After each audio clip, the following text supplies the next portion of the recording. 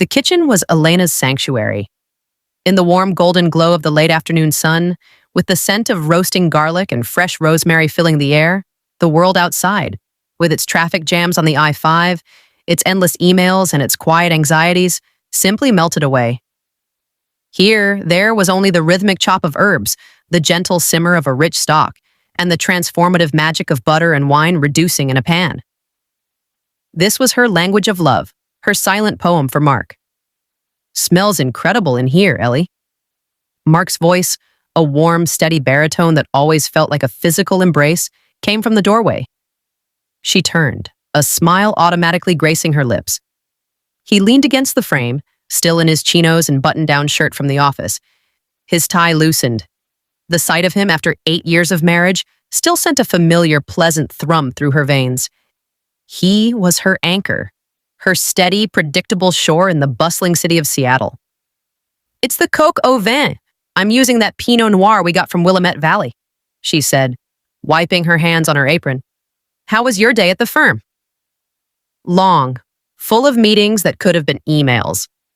He came up behind her, wrapping his arms around her waist and resting his chin on her shoulder. He inhaled deeply. "Heaven. Absolute heaven. By the way, we're having a guest for dinner." This wasn't unusual. Mark, the extroverted partner at a successful architecture firm, often brought colleagues or clients home, delighting in showcasing what he called her culinary sorcery.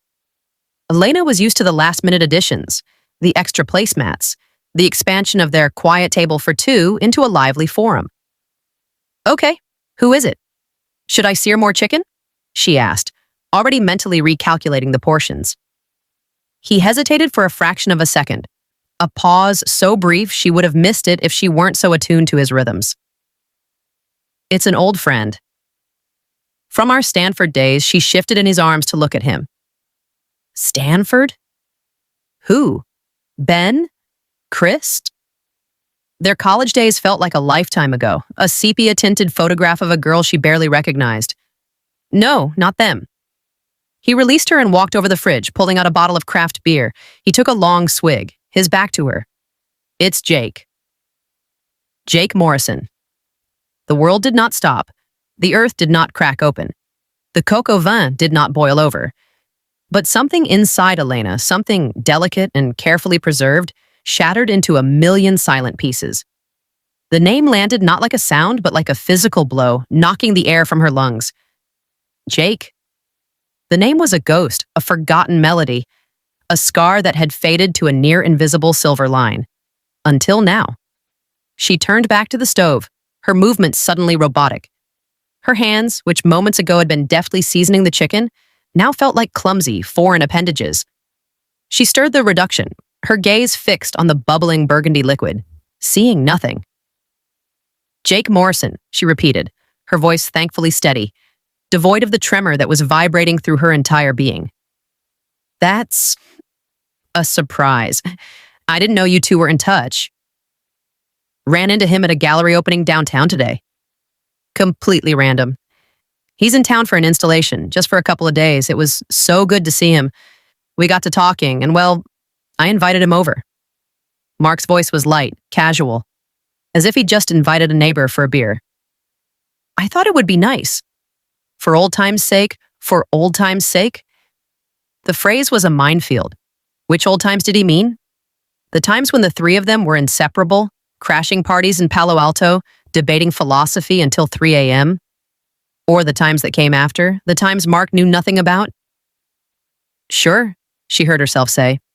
"Nice. I'll set an extra place." The next hour was a blur. She moved through the kitchen, finishing the meal on autopilot. The frise salad with lardons and a poached egg, the baguette she had picked up from the bakery that morning, the dark chocolate soufflés waiting in the fridge to be baked. But the joy was gone. The sanctuary had been breached.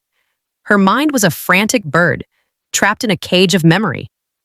Jake, with his intense sea-green eyes that saw too much, with his laugh that used to start as a low rumble and erupt into something unbridled and infectious, with his hands, artist's hands, always stained with charcoal or paint, hands that had traced the contours of her face as if memorizing them for a sculpt. He was her storm, Where Mark was her calm, steady shore, Jake had been the hurricane. Their love had been a wild, consuming fire, all passion and poetry and devastating intensity. It had burned bright and fast for 2 years at Stanford, and its embers had taken years to cool. And Mark had been there through it all.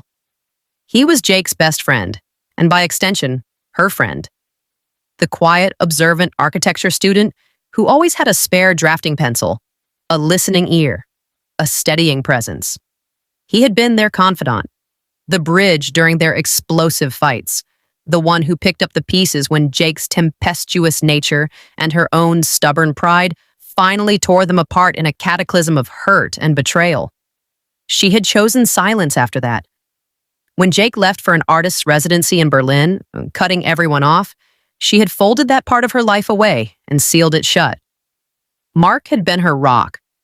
Their friendship had deepened, matured, and blossomed over time into a love that was as deep and tranquil as a lake. It was built on trust, shared values, and a quiet understanding. They never spoke of Jake. It was an unspoken agreement. He was a ghost they had both politely exorcised. Until now. The doorbell rang at 7:30 p.m., its chime slicing through the comfortable, herb-laden air of their Queen Anne Hill home like a shard of ice. Elena froze, clutching the edge of the marble countertop.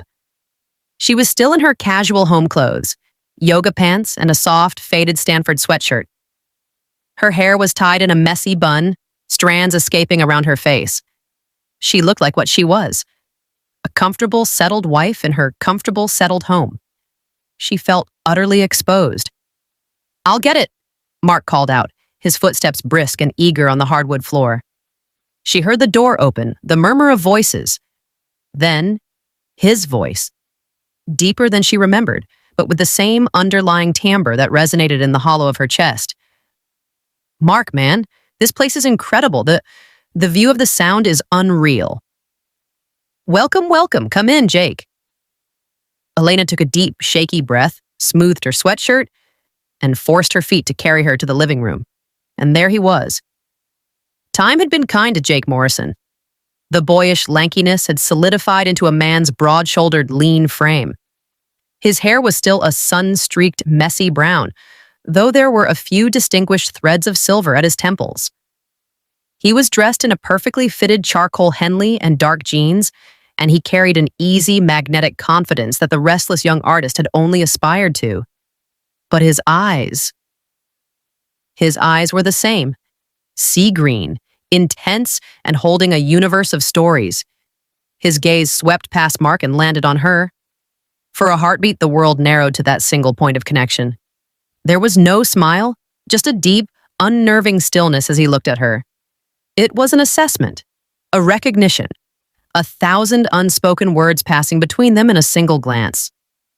"Elena," he said, and her name on his lips was a key, turning in a lock she had long thought rusted shut.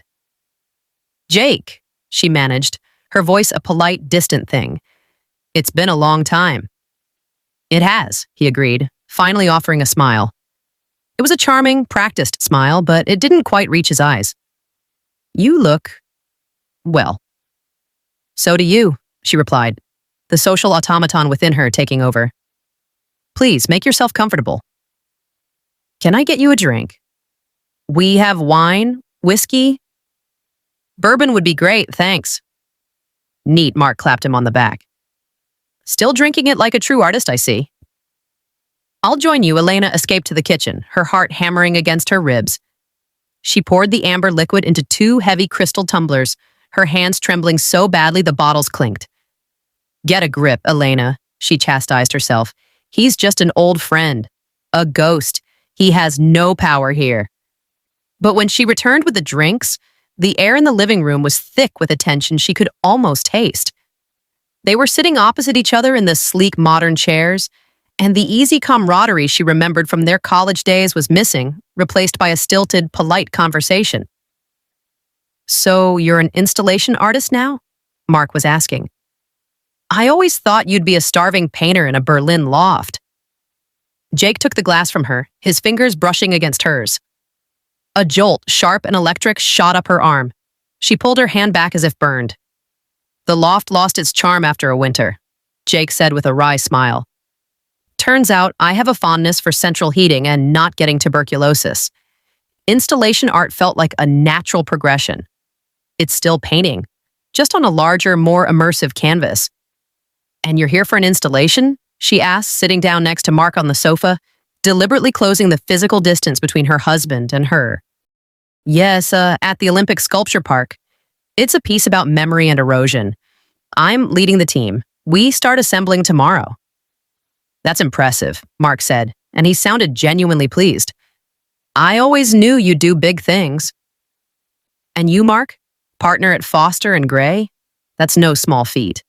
And this, he gestured around their beautifully appointed home with its floor-to-ceiling windows showcasing the glittering panorama of Puget Sound. This is quite a life you've built. There was something in his tone, a faint, almost imperceptible edge that made her look at him sharply. Was it admiration? Or was it something else? A subtle challenge? We've been lucky, Mark said, his hand finding hers and giving it a squeeze. The gesture felt possessive, a deliberate marking of territory. She squeezed back, grateful for the anchor. The conversation continued, skimming the surface of their lives. Careers, cities they had lived in, mutual acquaintances from Stanford whose paths had diverged. It was a careful dance, avoiding the minefields of the past. They talked about everything except the one thing that bound the three of them together in a tangled web: their shared history and her relationship with Jake. Elena contributed little, mostly observing. She watched Jake, this new, polished version of the boy she'd loved. He was successful, articulate, worldly. But the old fire was still there, banked beneath the surface. She saw it in the way his eyes flickered around the room, taking in the details, the framed photographs of her and Mark hiking in the Cascades, the abstract painting they'd bought on their honeymoon in Tuscany, the shelves filled with her cookbooks and his architectural folios. He was studying the evidence of their life together, and she felt an irrational urge to hide it all. Dinner is ready, she announced, perhaps a little too abruptly. Shall we move to the table? The meal was a masterpiece of culinary art, but it tasted like ash in her mouth. She had outdone herself. The chicken was succulent, the sauce rich and complex, the salad perfectly dressed. Both men complimented her profusely. This is incredible, Elena, Jake said, taking a slow bite. You always had a gift. I remember you trying to make ramen gourmet in the dorms. The reference to the past, so innocently delivered, hung in the air. Mark chuckled.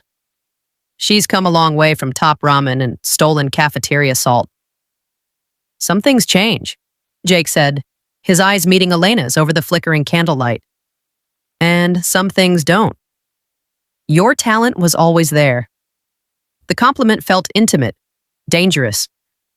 It's just following a recipe. She deflected, taking a sip of her wine. Is that what life is then? Jake pressed, a subtle smile playing on his lips. Just following a recipe? Mark, ever the peacemaker, jumped in. Well, my recipe involves a lot of Elena's cooking and a view of the water, and I'm pretty happy with how it's turned out. He smiled at her, and she felt a surge of love for him, so strong it almost eclipsed her anxiety. To recipes, Jake said, raising his glass in a mock toast. Both the ones we follow and the ones we break. They clinked glasses, the sound brittle and sharp. As the meal progressed, the conversation turned inevitably to Stanford.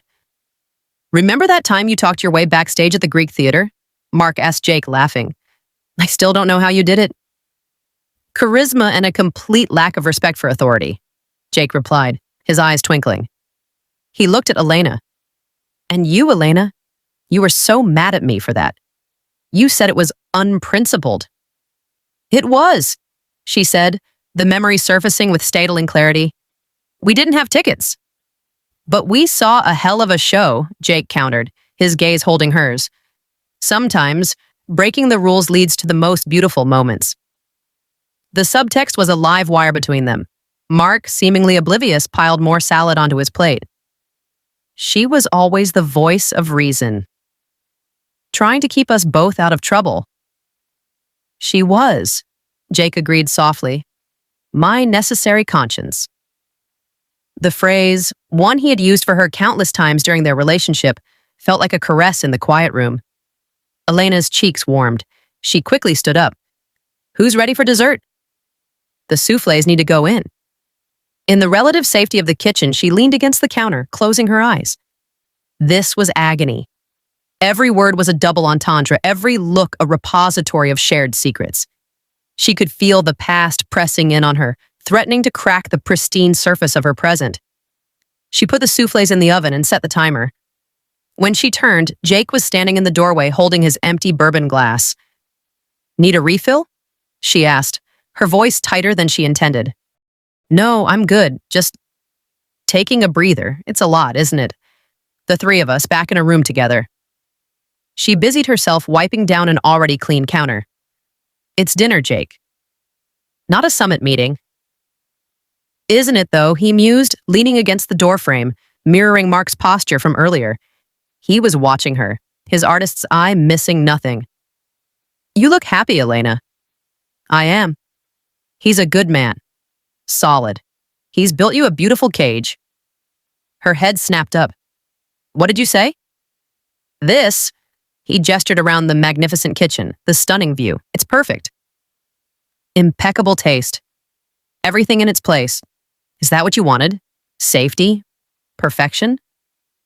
Anger, hot and sharp, flared within her. You don't get to walk in here after 10 years and pass judgment on my life, Jake. You have no idea what I wanted, don't I? He took a step closer, his voice dropping. I remember a girl who wanted to paint with all the colors, who wanted to feel everything, even if it hurt. The girl who dreamed of running away to Paris to write novels, not of perfecting a coq au vin recipe in a Seattle high-rise. His words were arrows, each one hitting its mark. They exposed the small, quiet compromises she had made, the wilder dreams she had gently set aside for a life of shared comfort and love with Mark. It wasn't a cage. It was a choice. But hearing him say it made it feel like a betrayal of her younger self. People grow up, Jake. They change. The girl you knew is gone. Is she? He asked, his gaze intense. Because the way you just flared up at me, that's the Elena I remember. The one with fire in her soul.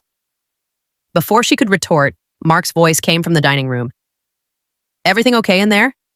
Need help with dessert? We're fine, Elena called back, her voice strangled. She shot Jake a warning look. The soufflés are almost done.